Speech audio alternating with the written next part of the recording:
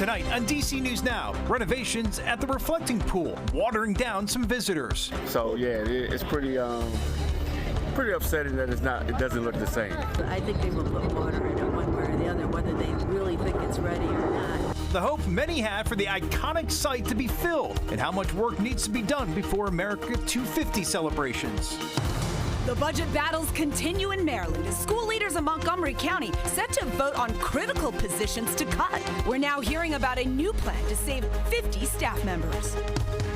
We're going to be watching that heat building in for the rest of the work week, so I hope you're ready for that summer feel. Just how hot it'll get. Those details coming up. The first time literally in half a century, it's actually feasible and reasonable to talk about swimming. A new public dashboard that monitors the health of our rivers. How local nonprofits say it will help people who use the Anacostia and Potomac.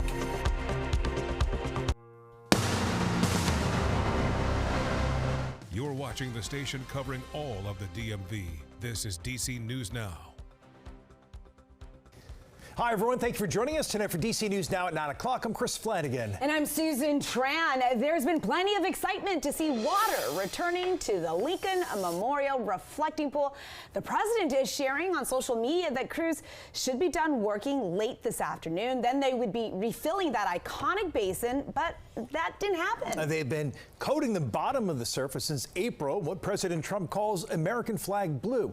Touting the work would be done for about $1.5 million, but that doesn't appear accurate either.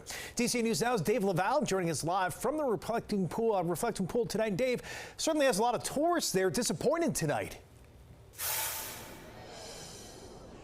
Well, good evening to you, Chris, Susan. Yeah, we had reporters from all around the world, including yours truly and the public, who gathered here at the Reflecting Pool late Wednesday afternoon as we waited and waited for the floodgates to reopen and refill the Reflecting Pool. As you said, that didn't happen. It's quite upsetting. Atlanta's Jason Reese visits the Reflecting Pool for the first time. It's just not what he expected. Looks like it's under construction. Yeah, it's no water here, and it doesn't look like any water will be here anytime soon.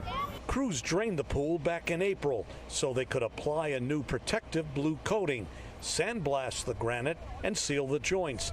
Late May had been the original completion date, but it got extended so crews could finish before the 4th of July. President Trump said Wednesday there's been a lot of work to do. It was filthy dirty. We took out 12 truckloads of garbage out of this pool. It was just rotting and terrible, a terrible thing for the country. Plus, the cost of the project has increased to between $13 and $20 million, at least 10 times the original price tag. The president said the work should wrap up in time for the holiday, not what North Carolina's Tez Penn and his family want to hear. So not to be able to see it, especially my kids for the first time, is a pretty big deal. We were looking forward to it, but unfortunately, we're just not able to see it. The president did not say when the water will refill the pool. However, he did say the walking paths that surround it will be sandblasted, cleaned, and finished soon. But again, all of this to be completed in time for the 4th of July. We're live at the Lincoln Memorial. Dave Laval, DC News Now. Looking forward to that, Dave. Thank you. Not too far away over at the White House as we take a live look right now.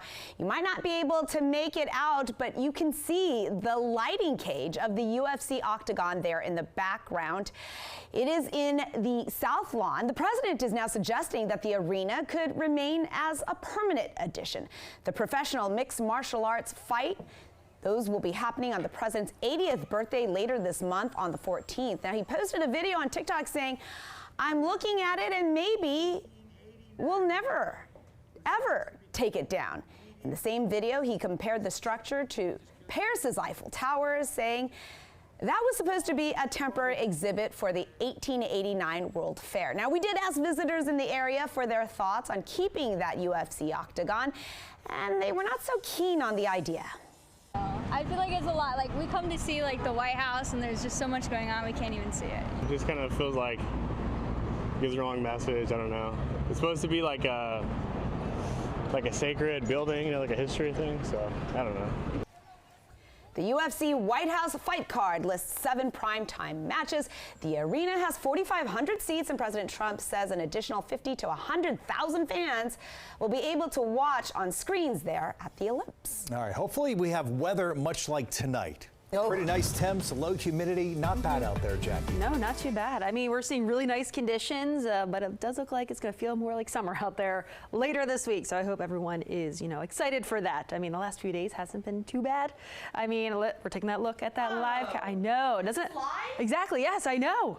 It is live. I know. I had to double check that as well. I mean, I love that we're still seeing some light out there, even though we're at least, 30 minutes after sunset this evening, which was at 8:29. But yes, this is that time of the year where we still have a little bit of that twilight out there, a little bit after sunset. I do love this time of the year when we do have, those longer days. Anyway, those temperatures at the moment still holding at 74 in D.C., mid to upper 60s for parts of northern Virginia, and farther off towards the north. Looks like Hagerstown still trying to hold on to those upper 70s, but we have those 60s out towards Frederick. High pressure, it is with us, as providing us with those clear skies that you're seeing out there right now.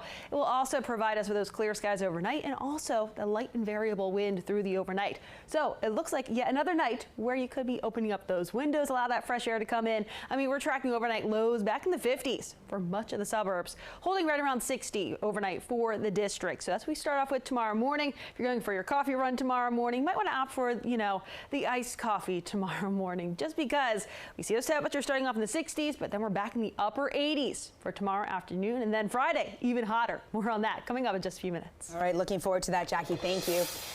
A woman in Maryland is fighting for her life in critical condition. Her ex-boyfriend shot her multiple times yesterday morning. Now, police found her outside of a home there in Upper Marlboro. They issued an arrest warrant for Dante Morris and say he drove back to his home state of South Carolina, where he shot and killed himself. Investigators are still looking for more information and are asking anyone with details to contact them. Well, traffic is flowing once again following a 2-car crash on 66 East in Northern Virginia during rush hour that forced several lanes to close. The truck was on the post separating the express lane. All traffic was crawling for about 4 miles as crews tried to clear that crash. Fairfax County is saying one person was trapped in the car, but they are expected to be okay, and a second person was evaluated there on scene. Well, looking ahead, tomorrow morning, a judge in Northern Virginia is holding a hearing to consider if the conviction stands for the husband found guilty of double murder in the Au Pair Affair case. If it does, Brendan Banfield will be sentenced Friday. Banfield was convicted earlier this year for killing his wife and another man in their Fairfax County home as part of a plot to continue a romantic relationship with the couple's live-in nanny. In court filings, Banfield's defense attorneys arguing his silence was used as evidence against him, violating his constitutional rights. And they say prosecutors knowingly failed to correct false testimony in the au pair that she made. Now, if the verdict does hold, Banfield faces mandatory life without parole at his sentencing on Friday. The budget battle in Maryland is nearing this turning point. Montgomery County is giving schools millions more in funding, but it's likely still not enough to save dozens of critical positions. And is leaving some county lawmakers to raise the broader question about how school funding is being managed. DC News Now's Ben Dennis heard from critics of the budget process and also a parent who plans to testify before tomorrow's school board meeting. And Ben, this debate really appears to be more than just about staffing cuts and concerns. Yeah, and this is all centered around a big number, a $36 million budget gap and how to fill it. Just a few weeks ago, school staff raised concerns about these proposed cuts initially, saying it could impact student mental health, immigrant families, even college-bound kids. But now an email reportedly out from the superintendent signals that some of those cuts are not going to happen. A different story for others. Passionate parents and teachers packing a room nearly 2 weeks ago, urging Montgomery County school leaders not to cut jobs they say students depend on. Psychologists, college and career navigators, and other school support staff. Now, according to an email reportedly from Superintendent Thomas Taylor, MCPS plans to restore some of those positions. The email reportedly says the district would restore 18 school psychologist positions.